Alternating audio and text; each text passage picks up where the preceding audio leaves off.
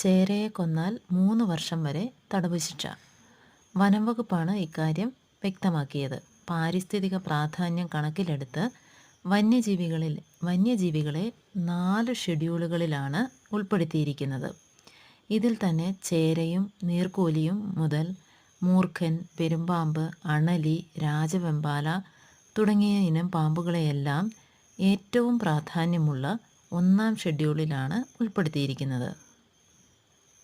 ചേര, നീർക്കോലി, മൂർഖൻ, അണലി, രാജവെമ്പാല, പെരുമ്പാമ്പ് ഈ ഇനം പാമ്പുകൾ 1-ാം ഷെഡ്യൂളിൽ ഉൾപ്പെടുത്തിയിരിക്കുന്നു.